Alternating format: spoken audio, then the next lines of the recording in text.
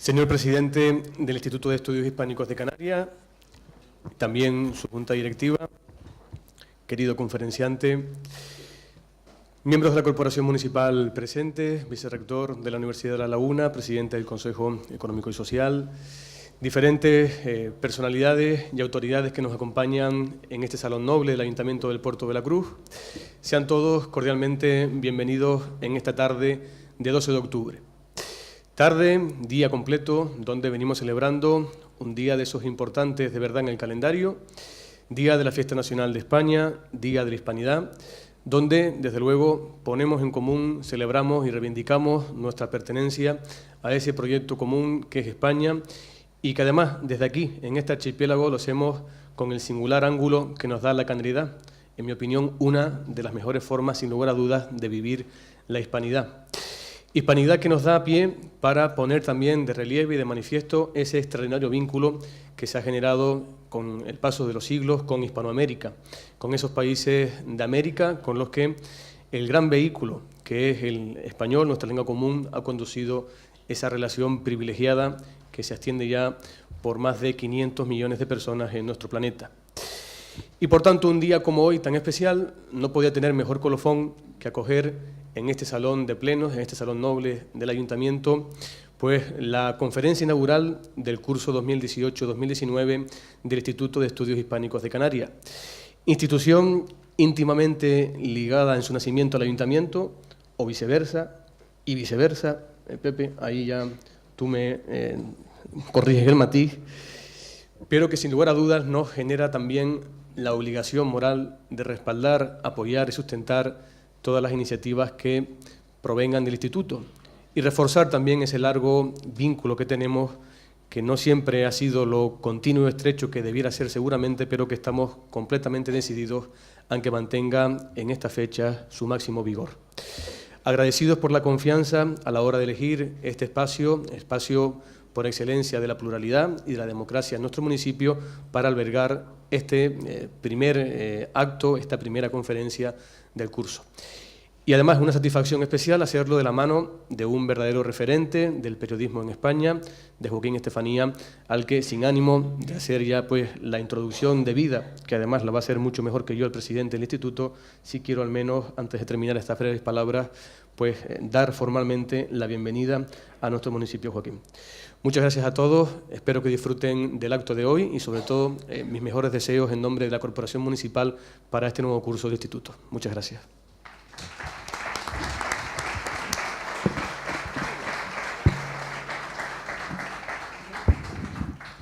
Buenas tardes, señor alcalde, señoras y señores concejales, señor Francisco García Rodríguez, vicerrector de Relaciones con la Sociedad de la Universidad de La Laguna, don Raimundo Baroja, presidente del Consejo Social de la Universidad de La Laguna, don Francisco González Luis y acompañante, representantes, Instituto de Estudios Canarios, doña Nélida Real Rancel Torres, representante de la Real Sociedad Económica de Amigos del País de Tenerife, don Salvador García Llanos, presidente de la Asociación de la Prensa de Tenerife y alcalde del Puerto de la Cruz, de la Fundación Caja Canaria, don Marcos Álvarez. Estimados socios y compañeros de la Junta de Gobierno, señores y señoras. Un nuevo curso se abre para dar cabida a las múltiples actividades culturales que venimos realizando en los últimos tiempos. Para este curso, que ahora se inicia, esperamos contar con los medios y las fuerzas suficientes para contabilizar al menos 90 eventos, que son los que hemos llevado a cabo hasta la fecha del curso anterior. Fecha, el 12 de octubre, que venimos celebrando sin alharajas, pero sin complejos, debido a nuestra vocación por la cultura hispanoamericana, siempre enmarcada en nuestra condición insular y atlántica y en una dimensión universal, como no podía ser de otro modo, en un mundo globalizado como el nuestro. Este talante es el que nos ha inducido a contar desde esta tribuna del 12 de octubre con la visión hipercrítica de la conquista y colonización de América, de don José Saramago, o la mirada más tradicional sobre el almirante, de doña Marina Mayoral, o la aportación de don Antonio Tejera, reciente medalla de oro de la UL, que nos habló de la aportación canaria en los primeros viajes de Colón al continente americano, sin olvidar otras temáticas y puntos de vista plurales como don Federico Mayor Zaragoza, sobre los objetivos del milenio, o la disertación de los hispanistas, señor Sir Raymond Kerr, John Eliot, Gravel Jackson o Paul Preston, sobre sus respectivos campos de estudio. Es bueno conocer el pasado que nos une, y a veces nos separa, a los pueblos iberoamericanos, no solo desde la perspectiva continental, sino teniendo presente la trascendencia de este archipiélago en el diálogo entre las dos orillas. Por eso, destacaría el ejemplar ciclo de conferencias que, bajo la denominación Naturaleza, Modernidad y Nueva España, Ciencia y Cultura entre dos mundos, celebramos este ya pasado curso en el mes de junio.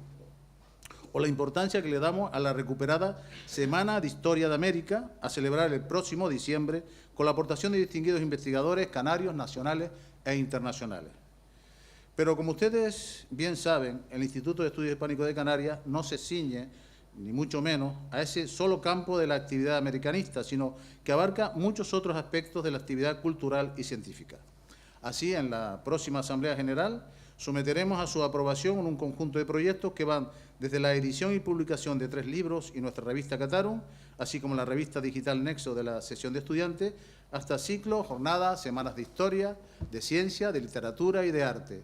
Asimismo, programaremos en este curso exposiciones temporales en nuestra sala Eduardo Westerdal de la calle Quintana y exposiciones significativas en el Museo de Arte Contemporáneo de la Casa de la Aduana. Como siempre, desde este mismo escenario, continuaremos reivindicando el espacio físico vital para hacer realizable nuestro ansiado Museo de Arte Eduardo Westerdal y la apertura de la biblioteca, de nuestra biblioteca. Ojalá el Consorcio para la Rehabilitación Turística del Puerto de la Cruz concluya los trámites lo más pronto posible para hacer realidad la adquisición de la Casa Ventoso, futura sede del museo. En el capítulo de agradecimientos, quiero citar al señor alcalde y a la corporación municipal que preside por hacer posible este acto en las casas consistoriales y por su apoyo en general al Instituto de Estudios Hispánicos de Canarias. También deseo agradecerle a la señora concejala de Cultura, Sandra Rodríguez, el haber recuperado para este ejercicio la aportación económica que no percibíamos desde el año 2010. Por supuesto, deseo reconocer la fundamental implicación, una vez superada la peor crisis económica, del Gobierno de Canarias y del excelentísimo Cabildo Insular. También han sido vitales los apoyos de la Fundación Caja Canaria y de la Fundación DISA, gracias a las cuales hemos podido realizar parte de esas 90 acciones culturales que señalé anteriormente. Ojalá podamos seguir contando con su entrañable colaboración para futuros eventos.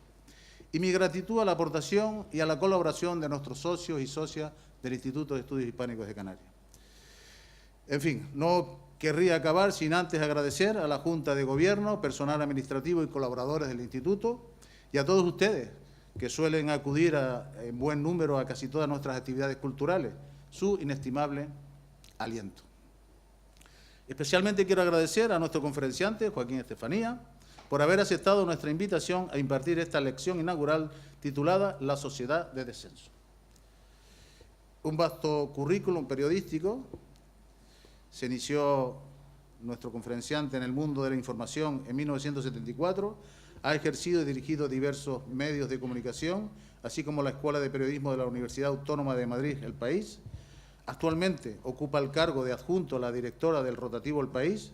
Ha compaginado su labor como periodista con la de escritor, con la publicación de una veintena de libros. El último vio la luz este mismo año, Revoluciones, 50 años de rebeldía. Es Premio Europa de Periodismo por su defensa de las libertades democráticas, Premio Joaquín Costa de Periodismo por sus trabajos sobre la deuda externa de América Latina y Premio de Honor de la Asociación de la Prensa de Madrid. Su conferencia de hoy examinará la profunda contradicción existente en un mundo ya inmerso en una revolución tecnológica de dimensiones nunca conocidas y una estructura social que sufre las condiciones de precarización laboral y de todo tipo que ya empezamos a palpar. Tal vez se esté configurando una modernización regresiva de nuevo cuño, que no sé si nuestro ilustre invitado coincide con el sociólogo formulador de esta teoría. Para responder a esta y otros interrogantes, nada mejor que predisponernos a conocer las aportaciones de don Joaquín Estefanía en esta conferencia La Sociedad del Descenso, al que le vuelvo a reiterar nuestro profundo agradecimiento. Pues, cuando quiera.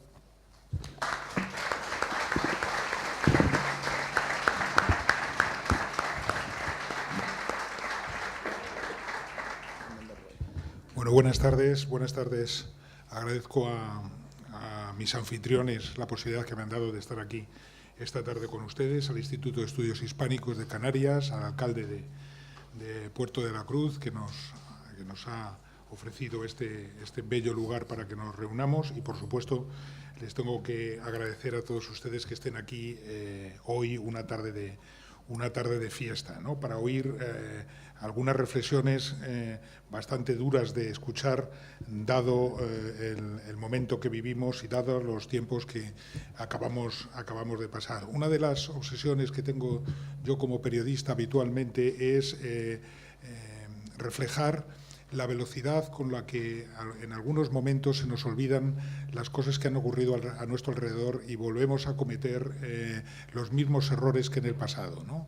Y ese es el contexto de la reflexión que voy a hacer hoy aquí. El día que me llamaron los amigos del Instituto de Estudios Hispánicos para que viniese aquí, yo estaba leyendo un libro que se titula, como mi propia conferencia, La sociedad del descenso, de un sociólogo alemán, y me pareció que estaba tan imbuido con lo que estaba allí leyendo, analizando y estudiando, que me pareció oportuno hacer una reflexión con este título, ¿no?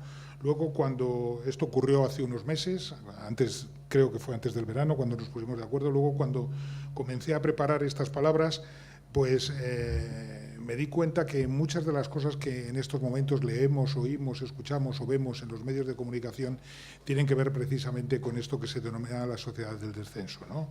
Por ejemplo, el día que yo comencé a leer, a preparar estas líneas, había noticias sobre los pensionistas. Los pensionistas no llegan a final de mes, expresaban en la televisión después de una de sus múltiples manifestaciones. No hay, decía el periódico, no hay ayudas para miles y miles de dependientes. Seguimos teniendo es una sociedad que tenemos muchas necesidades. El seguro de desempleo apenas llega a la mitad de las personas que están en paro. Hay un continuo deterioro de la sanidad pública por las listas de espera, porque en estos años se ha invertido menos de lo que se correspondía en este sector de la sanidad, y hay mucha maquinaria, muchas infraestructuras que se han quedado obsoletas, y hay un personal en muchos casos escaso y agotado, ¿no? Y todo esto en el contexto que se ve en los medios de comunicación del desarrollo de una cultura de lo barato, de una sociedad low cost, que tiene que ver mucho con lo que ha pasado, insisto, en este país y en nuestro entorno después de 10 años de crisis económica. El sociólogo, autor del concepto de sociedad del descenso, Oliver Nacci, menciona que en todas las modernizaciones, que las modernizaciones de nuestro tiempo son modernizaciones regresivas, ¿no?, que todos los progresos esconden en su seno grandes retrocesos. Y eso es lo que yo pretendo mostrar aquí, ¿no? Según datos de algunas de las empresas demoscópicas que también abundan en los medios de comunicación, después de estos 10 años de crisis, nada menos que un 54% de los ciudadanos españoles afirma haber descendido de clase social, ¿no? Y el 34% de los ciudadanos todavía hoy, en el año 2018, cuando llevamos 2 o 3 años ya de crecimiento, está forzado a comprar productos más baratos que antes. Es decir, se ha creado un concepto nuevo que es el del consumidor ahogado, ¿no? Y todo el conjunto de todas estas circunstancias son las que me permitían a mí sentirme cómodo con el concepto de sociedad del descenso, ¿no? Hay otro sociólogo alemán, Ulrich Beck, que hace tiempo mencionó, a la hora de analizar la situación de las distintas clases sociales, el concepto de ascensor social. En estos momentos o en los últimos años no se asciende, en nuestro país no se ha ascendido ni individual ni colectivamente. Hemos pasado una crisis, como decía mi presentador, abrumadora, que nos ha impedido, es decir, que nos ha, en el mejor de los casos, nos ha hecho permanecer estáticos y en muchos momentos bajar escalones en ese ascensor de ese ascensor social, ¿no? Y dentro de eso, pues ha habido perdedores absolutos, perdedores relativos. Perdedores absolutos son aquellos que evidentemente están hoy peor que lo que estaban en el año 2007, 2008, porque las circunstancias económicas y las circunstancias sociales en que se han desarrollado sus vidas en este tiempo pues se han reducido. Hay perdedores relativos, que son aquellos que, habiendo soportado relativamente bien o relativamente regular las condiciones de vida de este tiempo, han retrocedido en relación con el entorno, con las familias, con el entorno en el que se mueve.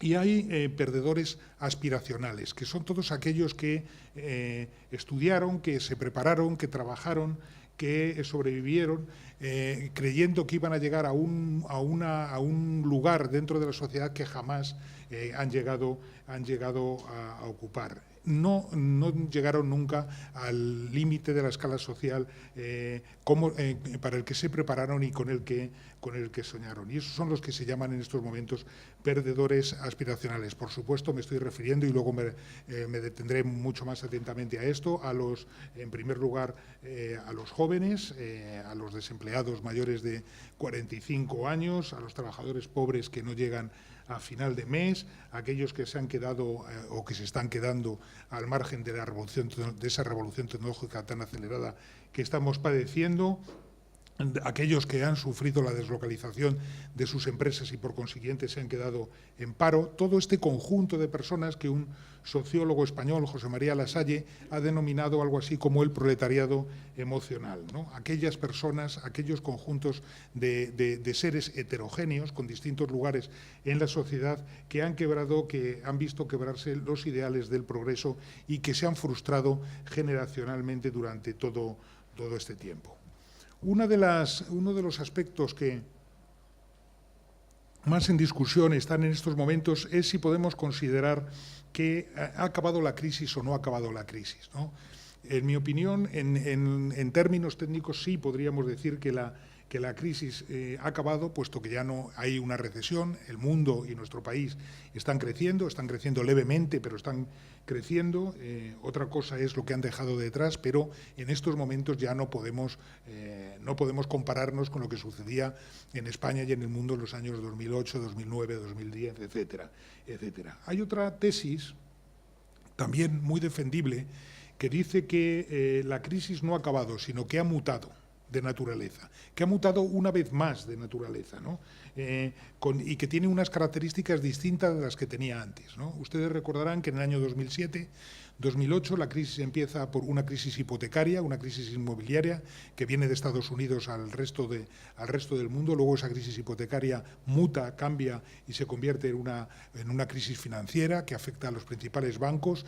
Luego esa crisis vuelve a mutar y afecta y llega en ese momento a la economía real, a la economía de todas las personas, pero en cada momento, es decir, ha habido un elemento determinante que era más preciso que todos los demás. Ahora hay dos conceptos relacionados con el momento en que estamos viviendo, que insisto, no sé si denominar de crisis o de post-crisis, que han quedado dentro de nosotros y a los que me referiré luego con más detenimiento.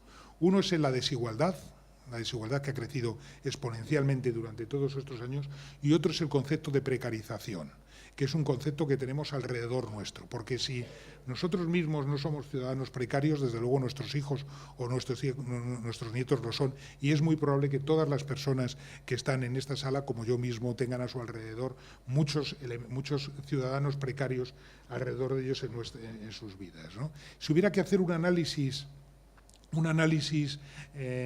ya un poco más concretado de lo que ha sucedido en esta última década en el mundo y lo que ha sucedido básicamente en un país como España, tendría 5 o 6 características. Lo que ha sucedido tendría 5 o 6 características que se repiten comúnmente. En primer lugar, es muy probable que en términos medios, por supuesto, hay gente que no se acoge a esto que estoy mencionando, somos más pobres, es decir, en el sentido de que tenemos menos renta disponible de la que teníamos hace una década, somos mucho más desiguales, los extremos en estos momentos son mucho más expresivos de lo que eran antes, somos mucho más precarios, insisto en este concepto, porque este concepto es un concepto determinante de la época que estamos viviendo y que sobre todo conjugan los jóvenes, pero no solamente solamente ellos. Estamos menos protegidos socialmente, puesto que nuestro pequeño estado de bienestar, es decir, en estos momentos afronta dificultades también para su financiación, y mucha más gente que nosotros mismos se ha incorporado al mismo precisamente por las debilidades sociales que se han generado durante todo este tiempo. Es decir, somos más pobres, más desiguales, más precarios, menos protegidos, y dos elementos que no son estrictamente económicos, sino que son dos elementos políticos que son, en mi opinión, determinantes para entender lo que está sucediendo a nuestro alrededor, ¿no? En primer lugar, todos nos hemos hecho mucho más desconfiados. No creemos, o creemos mucho menos que antes, en las promesas que desde el mundo público se nos hacen, ¿no?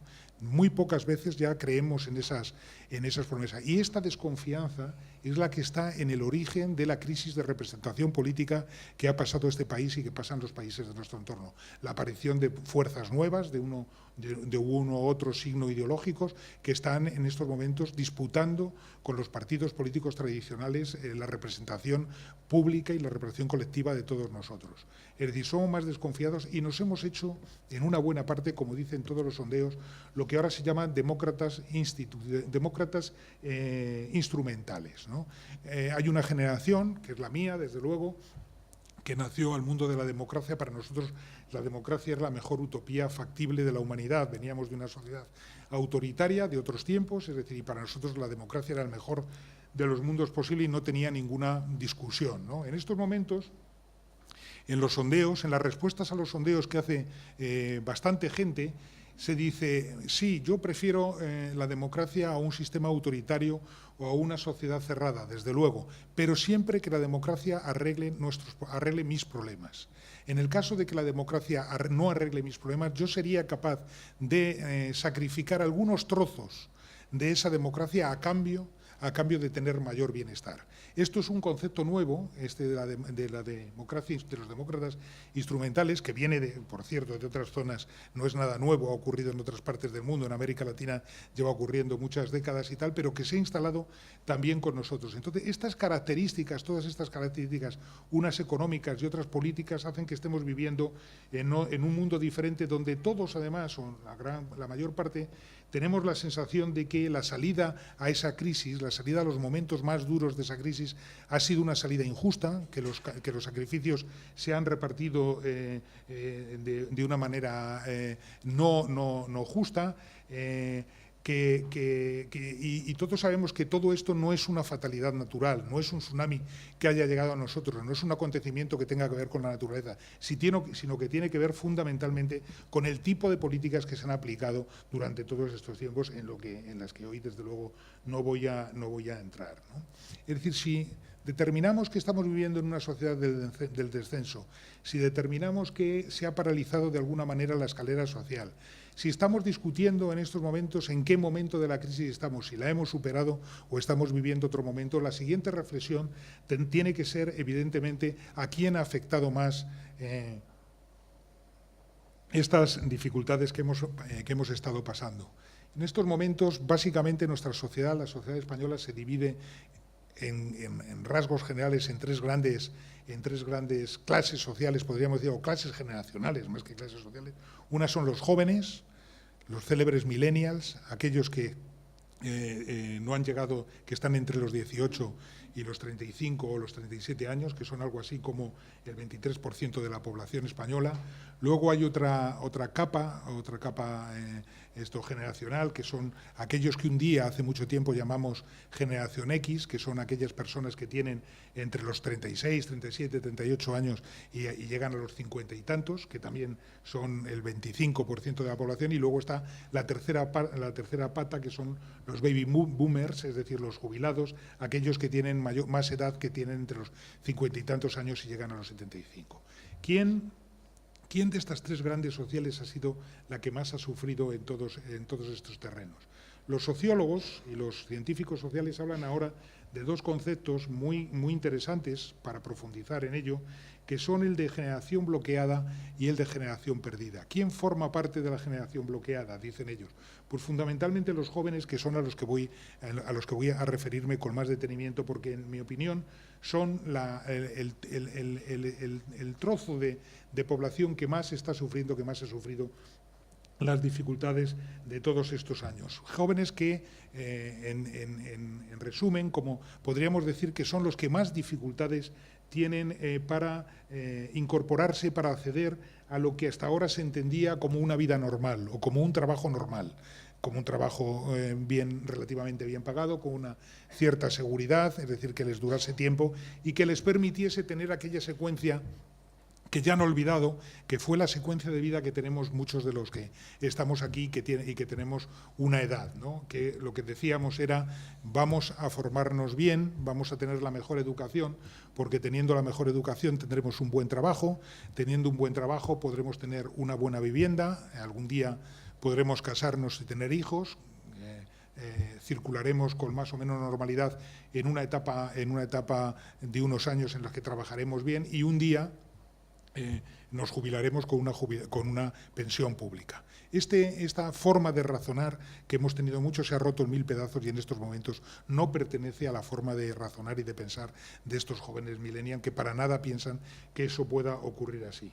Luego esta es la generación bloqueada, luego está la generación perdida que fundamentalmente es la que tienen la de los mayores de 45 años, que un día, por mor de todas estas dificultades, perdieron su puesto de trabajo y que en muchos casos no lo han recuperado nunca, se han convertido en parados estructurales y siendo parados estructurales se han quedado obsoletos, se han quedado antiguos para volver a incorporarse a ese mercado de trabajo, o que en el mejor de los casos encontraron un puesto de trabajo alternativo cuando perdieron el suyo, pero casi siempre en peores condiciones de las que tenían previamente, ¿no? Verán ustedes que no menciono el caso de los pensionistas, porque el caso de los pensionistas es distinto. Y además, en términos comparativos con estas dos zonas de la población, son los que menos mal han resistido los problemas que tenemos. Sin embargo, desde luego, yo creo que el mayor estrago que ha producido la crisis en todo este tiempo, los protagonistas principales de la sociedad de descenso, como les decía hace un momento, son fundamentalmente los jóvenes, ¿no? Esta crisis ha truncado el futuro de una generación o probablemente el futuro de varias generaciones. Todavía no hay tiempo suficiente para saberlos, ¿no? Ha reducido brutalmente sus expectativas. Y cuando me refiero a sus expectativas, no me refiero solamente a sus expectativas materiales, sino también a sus expectativas emocionales, ¿no? Esos jóvenes que pretendieron en determinado momento llegar a un estatus económico, social y público en nuestras sociedades y que ya son conscientes de que probablemente nunca lo van a tener, ¿no? Nunca lo van a disponer. ¿Por qué? Porque sobre ellos han caído las plagas de Egipto. Sobre ellos ha caído fundamentalmente el paro. No sé si ustedes recuerdan que hubo un momento en los años 2009, 2010, que el porcentaje de parados menores de 35 años en este país llegó a ser del 56%. ¿No? Es una cosa verdaderamente excepcional que no se produjo probablemente ni siquiera en los Estados Unidos de la Gran Depresión de los años 30 del siglo pasado. En segundo lugar, como mencionaba antes, el concepto de precarización. Más del 90% de los jóvenes que tienen algún tipo de trabajo tienen trabajo temporal, tienen trabajo a tiempo parcial, tienen trabajos precarios. En tercer lugar, el apartheid salarial.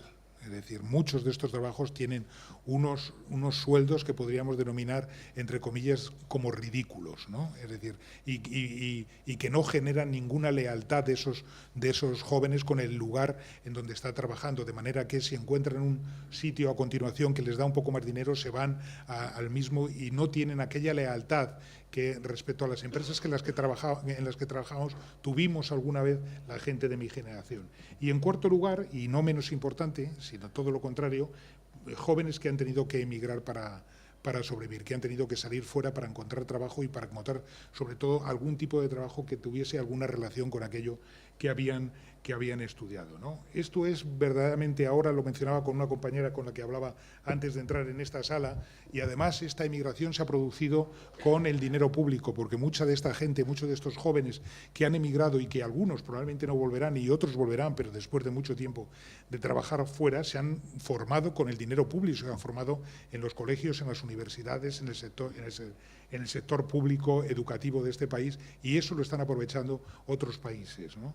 Entonces la coalición de estos elementos, el paro, la inmigración, los bajos salarios y la precarización, hacen de los jóvenes, en mi opinión, el estrato de la sociedad que peor lo está pasando o que peor lo ha pasado en estos tiempos. No sé si ustedes recuerdan, en el año 2012, el presidente François Hollande, que luego fue presidente francés, se presentó a las elecciones francesas precisamente con un eslogan que decía, yo lo he apuntado aquí, ¿no? Decían: si soy el próximo presidente, quiero ser evaluado por un único criterio.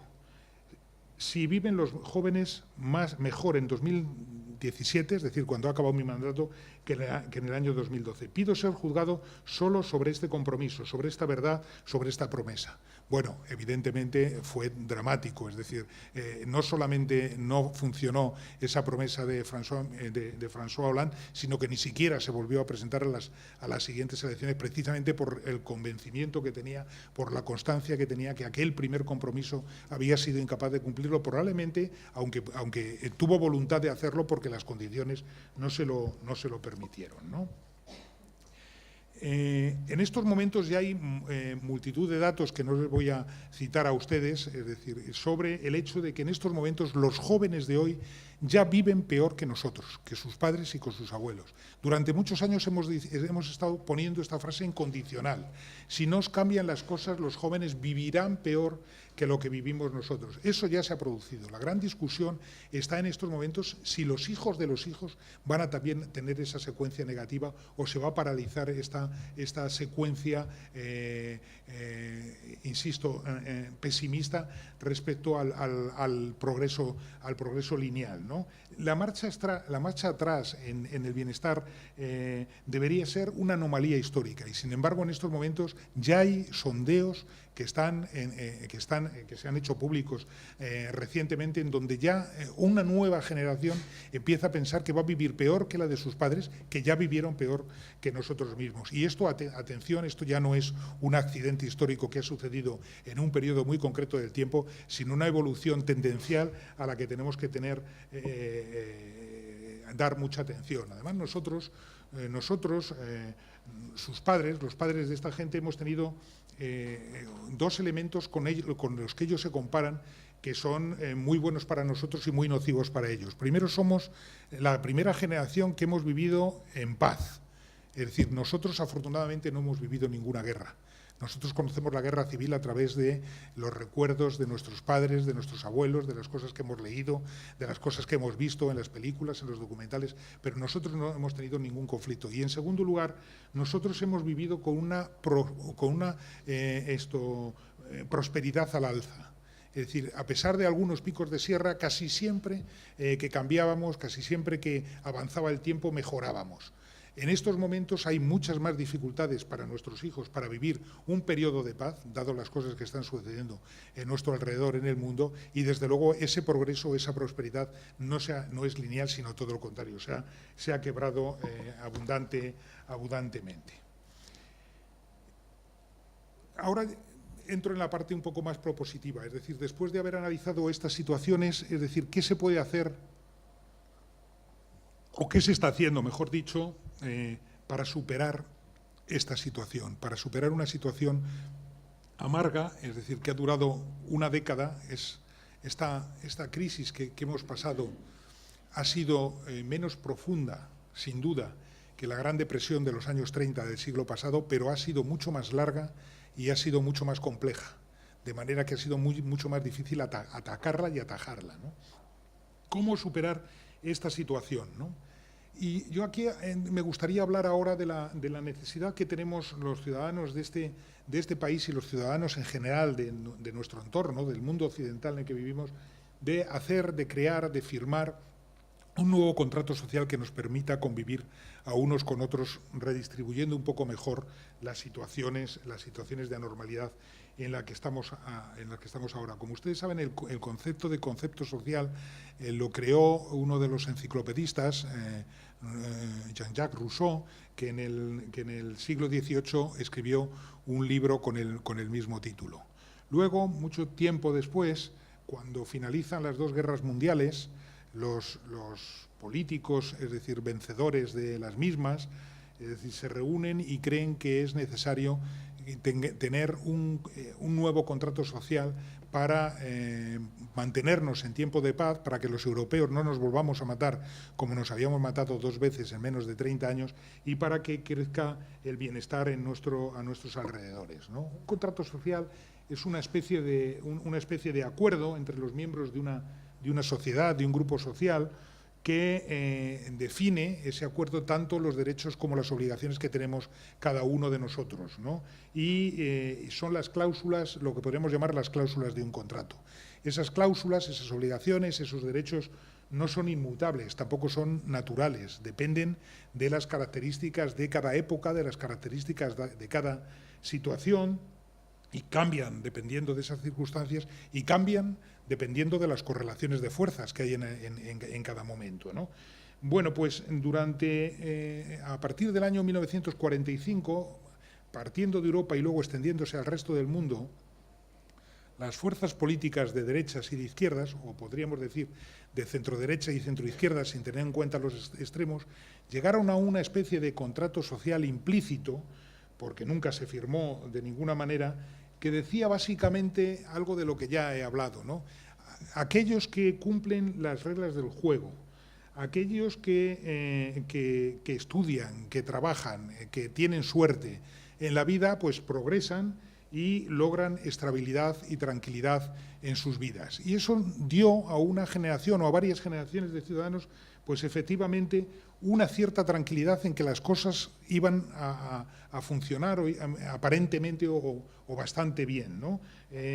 Una buena formación intelectual, la mejor educación, el esfuerzo permanente, la honradez, también tener un poco de suerte y buscar un poco de suerte en la vida aseguraban el bienestar de las familias de nuestro alrededor, ¿no?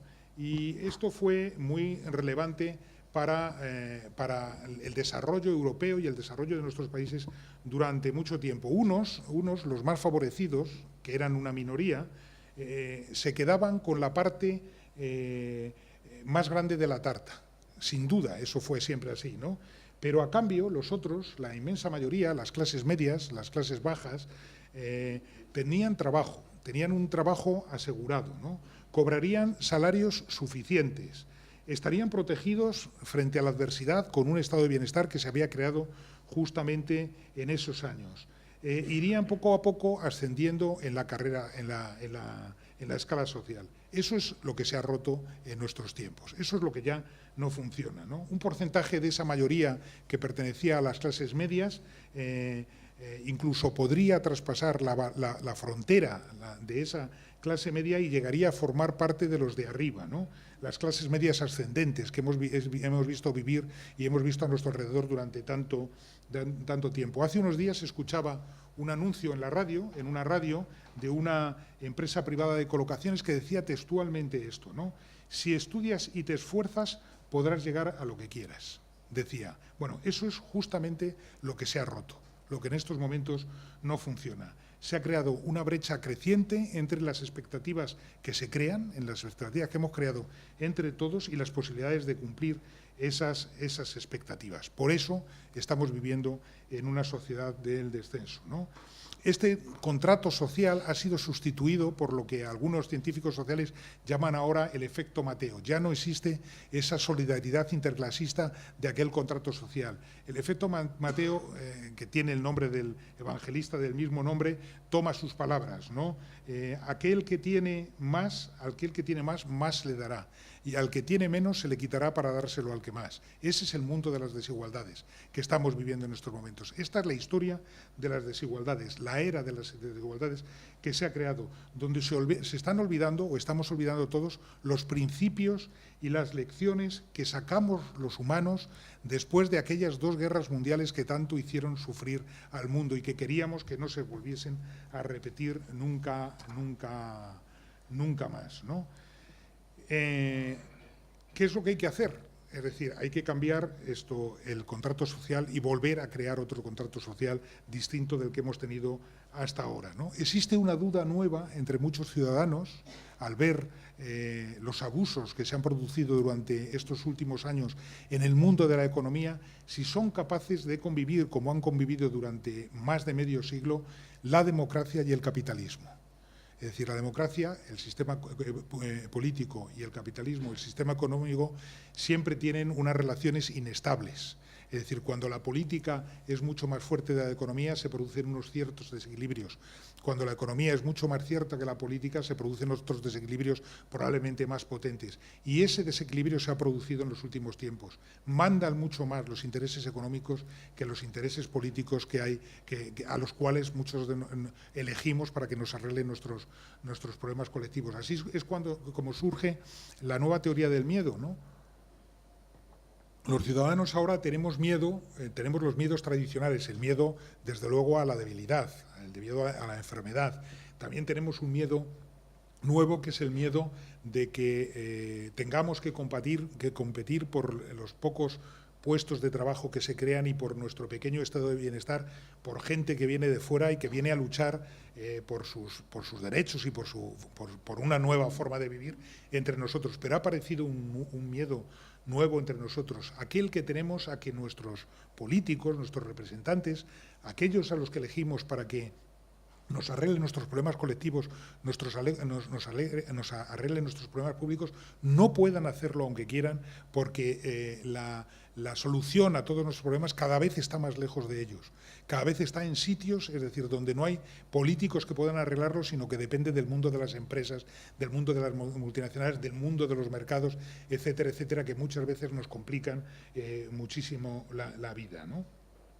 Además, se han producido a nuestro alrededor en los últimos tiempos varias transformaciones sociales que cambian completamente la forma de vivir que estamos teniendo. En primer lugar, y lo reitero ya casi por tercera vez en los comentarios que hemos hecho desde esa mesa, la revolución digital, la revolución tecnológica que estamos viviendo, que es verdaderamente espectacular. Podríamos llamarla robótica, podríamos llamarla de cualquier manera, pero está transformando en el mundo que vivimos, y la economía y el modelo productivo y el mundo del trabajo en el que vivimos, a una velocidad tan extraordinaria que no somos capaces muchas veces ni de reflexionar sobre lo que ha pasado, ni de reflexionar sobre lo que está sucediendo a nuestro alrededor, ¿no? En segundo lugar, la revolución demográfica. Tampoco nos hemos dado cuenta que en este tiempo nos hemos convertido en una sociedad de mayores, de viejos. La sociedad que se creó después de la Segunda Guerra Mundial era una sociedad de jóvenes, y en donde los jóvenes eran lo suficientemente mayoritarios para poder proteger a los mayores de sus familias. En estos momentos cada vez somos más mayores y hay menos jóvenes trabajando para sostener ese estado de bienestar del que nos hemos dotado para que nos proteja cuando tenemos esas debilidades. En tercer lugar, y no menos importante, la globalización. Ya no es posible, como era posible antes, hacer un contrato social en un solo país. Ni siquiera probablemente es posible hacerlo en un marco regional. Ni siquiera en estos momentos sería posible hacerlo en el marco europeo, aunque ahí tenemos más posibilidades de hacerlo. Es decir, esas obligaciones y esos derechos de los que tenemos que dotarnos todos, es decir, se tienen que hacer en un marco general o en un marco global. Si no se hace así, es decir, probablemente no se podrá hacer de ninguna manera, porque si nosotros creamos y hacemos un contrato social y a nuestro alrededor hay sociedades que no lo hacen, habrá gente que se escape hacia esas sociedades porque es más cómodo, porque allí tienen menos obligaciones, porque allí tienen que pagar menos impuestos, etcétera, etcétera. Así que tenemos que convivir con eso, ¿no? Y en cuarto y en quinto lugar, dos circunstancias, estas ya más políticas y económicas, que se han producido y que son muy importantes. En cuarto, la revolución conservadora. Es decir, desde los años 80 del siglo pasado han cambiado en buena parte los valores de los cuales nos dotamos para convivir nosotros. En estos momentos esos valores pertenecen mucho más a los valores de un capitalismo anglosajón, de un capitalismo muy financiarizado que no tenemos en cuenta entre nosotros, ¿no? Lo que está sucediendo en estos momentos a nuestro alrededor desde que hace un año y medio Donald Trump ganase las elecciones en Estados Unidos, ¿no? La aparición de fuerzas extremas en casi todos los países, es decir, que nos están forzando a cambiar la forma de administrarnos y la forma de vivir, ¿no? Unas fuerzas extremas que muchas veces no ganan las elecciones, claro que no las ganan, pero contagian de sus valores al resto de los partidos políticos que están en el centro del sistema, tanto de derechas como de izquierdas, ¿no? Lo que está sucediendo en estos momentos con la xenofobia, con el odio, con el trato a los emigrantes, con el traslado de las fábricas de unos lugares a otros, etcétera, etcétera, que no tienen que ver nada con el sentido común de una época que era el sentido común que había antes. Y por último, las circunstancias de lo que ha sucedido en el mundo en los últimos 10 años, que es esa gran recesión, esa gran crisis económica de la cual les he hablado a ustedes. Bueno, terminaría casi diciéndoles que, en mi opinión, hay dos elementos muy importantes y muy positivos que tenemos que añadir a cualquier contrato social que firmemos, y es una forma de hablar eso de firmarlo, en los próximos tiempos. En primer lugar, tenemos que ampliar el perímetro de la gente que participa en la toma de decisiones. Y aquí hay que tener en cuenta el hecho más significativo y más importante que ha ocurrido en el mundo en los últimos meses, que es el movimiento de las mujeres. Durante muchos años, es decir, el ámbito de toma de decisiones pertenecía a un mundo masculino. Es decir, las mujeres son en estos momentos el 55% de la población en el mundo. No se les puede volver a marginar de la toma de decisiones. Hay que cambiar el contrato social y tiene que incorporarse este elemento como un elemento central a todo lo que está ocurriendo. Y en segundo lugar, hay que ampliar el ámbito de las decisiones que se toman. Es decir, durante todos estos años, durante los últimos 50 años y más atrás, es decir, nos hemos preocupado fundamentalmente, cuando hablábamos de la democracia, hablábamos de dos tipos de derechos, ¿no? De los derechos políticos de la gente, de cada uno de nosotros, el derecho a elegir nuestros representantes y el derecho a ser elegidos si nosotros nos presentamos a unas elecciones, y de los derechos civiles, es decir, de la libertad de expresión, de la libertad de pensamiento, de la libertad de reunión, de la libertad religiosa, etcétera, etcétera. Hay que añadir un tercer elemento a nuestro mundo, que es el de los derechos económicos y sociales. El bienestar mínimo necesario de cada persona por el mero hecho de ser persona, por el mero hecho de ser ciudadanos. También tenemos que llevar la democracia al seno de la economía y al seno de lo social, cosa que hasta ahora no hemos hecho y se ha marginado. Y probablemente esto está en el origen de muchos de los problemas que tenemos en nosotros en estos momentos. No se está descubriendo nada. En los años 50 del siglo pasado, un gran sociólogo, Marshall, escribió la más hermosa definición de ciudadanía que no se ha superado todavía hoy, ¿no? Decía, una persona es ciudadano si es triplemente ciudadano. Es decir, una persona es ciudadano si tiene derechos políticos, si tiene derechos civiles y si tiene derechos económicos sociales. No se puede ser ciudadano solamente teniendo 2 de 3 de estos 3 elementos. Y eso es a lo que hemos llegado en estos momentos. Revolución tecnológica, revolución demográfica, revolución globalizadora, cambio de valores. Todo esto está sucediendo a una velocidad enorme. Cuando estaba preparando estas palabras, estaba leyendo paralelamente un libro que probablemente habrán leído muchos de ustedes, que es un libro maravilloso para entender lo que está pasando a nuestro alrededor, que son las memorias de aquel gran escritor que fue Stefan Zweig, ¿no? Las memorias de un europeo, ¿no? Y hay un momento en que Stefan Zweig, que está viviendo en otro momento también de cambios estrepitosos, profundos, escribe estas palabras que yo, desde luego, me las atribuyo para mí mismo y casi para la mayoría de los que estamos aquí, ¿no? Desde que me empezó a salir barba hasta que se me cubrió de canas, en este breve lapso de tiempo, medio siglo apenas, se han producido más cambios y mutaciones radicales que en generaciones. Eso es lo que nos está pasando. Muchas gracias.